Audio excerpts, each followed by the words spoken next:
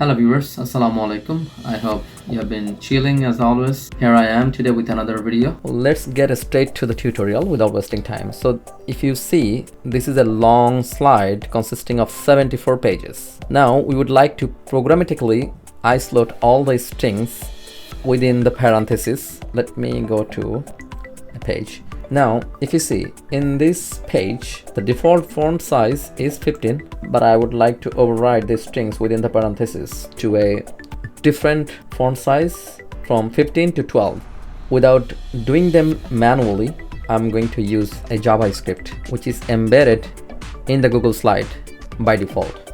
And we don't need any third-party application for that. For some people, this video might not be helpful, but for the people who does a lot of documentation, they might find it super beneficiary. So let's focus on that. But before we start, let's make it clear why do we want to do that? Because if I want to do them manually like this and Control Shift and then keep hitting the comma button in the keyboard, or we can do it from here as well, it is going to be hectic and tedious. It might take hours and hours for this 74 pages and you might lose your patience. So we are going to take a help of the Google Gemini. We will ask it to create a Java code for us and we are going to execute the Java code here in this slide. So let's do it. But as a tech guy, I would definitely suggest you to always create a backup for your project. If you are modifying or playing around with your project, for any project, you must create backup first.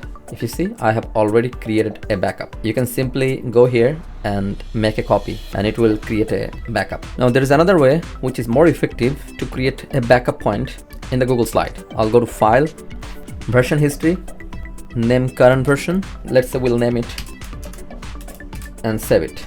Because after initiating the JavaScript, your default Ctrl+Z undo button will not work. It will be automatically disabled because executing JavaScript is not a local action. Our step number 1 is done and we can check from here, version history, see version. Here is our backup. Now we'll go to the Gemini. You can use Claude, you can use Perplexity, you can use ChatGPT. You can also use the free version. So the instructions are very simple. What I'm saying, write a Google Apps script for Google Slide that scans every slide. I'm saying it must scan all the slide. It must find all text, or I can say string. It must find all text or strings enclosed in the parentheses using a regex and change only that text font size 12 while keeping the rest of the text size 15. Make it idempotent so I can run it multiple times. Idempotent means repetitively usable. I think by default it will allow us to use it 100 times.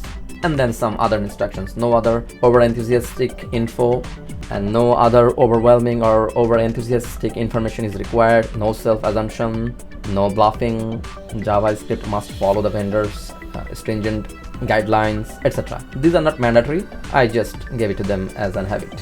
Hit it. Now it's creating. Well, now it has generated the idempotent JavaScript for us. We're simply going to copy it. Now we'll get back to our slide. Extensions, app scripts. Now be careful here. We are just going to work on that code.js tab. We'll have to first delete everything and then again copy and paste. Now don't lose hopes if you see options are grayed out. The options are grayed out simply because the Google App Script strictly requires to save the project in cloud, and after that this function will light up. So untitled project, I would like to name it custom font script, rename, and then I will hit save, and then I'm just making sure I have the ResizeGlossary, and then let's check one more time.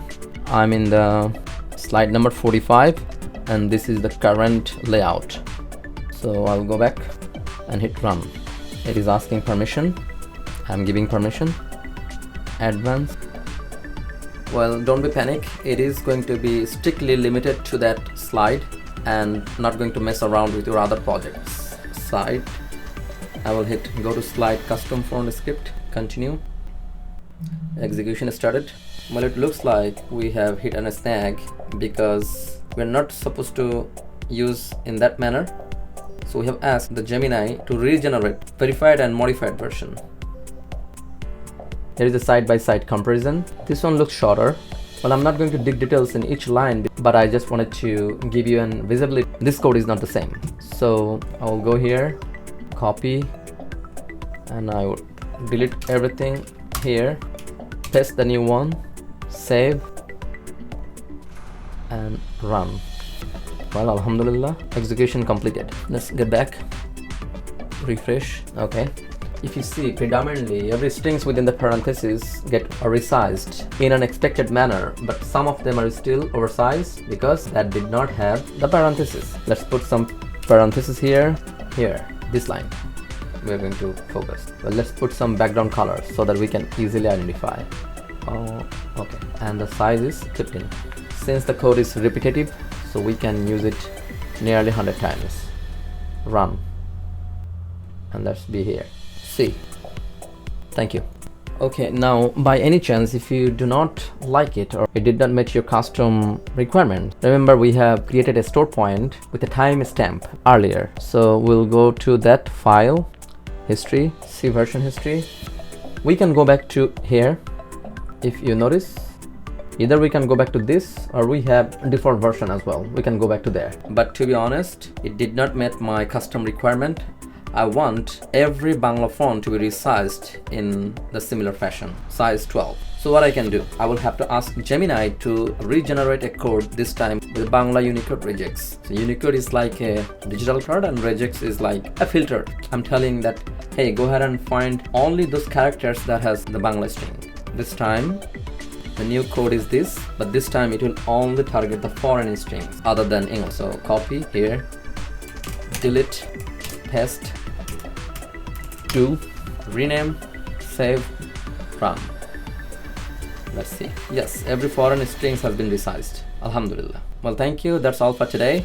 If you like my videos, please go ahead and press that subscription button for more videos. Thank you and stay tuned.